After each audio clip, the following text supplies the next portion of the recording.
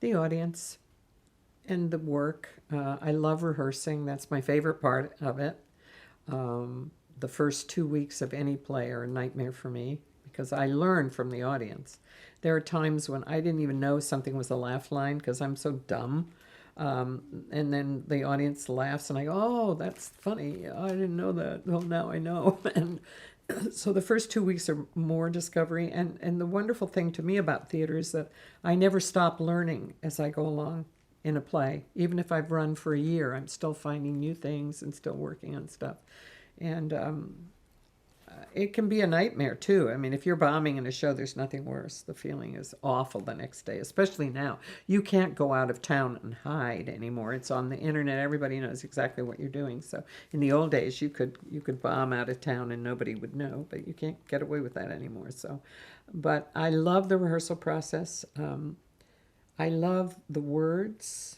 And I can remember when I was at the American Conservatory Theater, I'd been a mom for a while, and to get back into the theater, and I remember sitting on stage doing Dylan Thomas and listening to those words and just thinking I'm the luckiest human being in the world to be sitting on this stage speaking and listening to these beautiful words, like just like a warm waterfall over you. And so, and there's something about the theater there. It's if you walk into an empty theater, it's never empty. There's something, there's an energy. There's all those plays, all those actors, all those audiences, all those mixed. You don't get that in television. You just don't get that. It doesn't mean that the work isn't equally valid. It's just different. And the only time you get feedback is when you meet fans or whatever. But you don't have that immediate feedback, either negative or positive, that you get from an audience. So the theater's always going to be, as long as I can keep learning lines, will always be my sort of comfort zone. I'm most comfortable.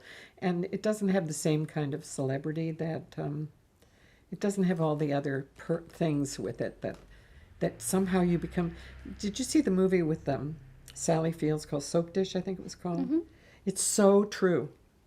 I mean, you find yourself doing things you never thought you would be the person that you would. I would never do that. And then you find yourself rushing up to the producers because somebody has a trailer that's a foot longer than yours.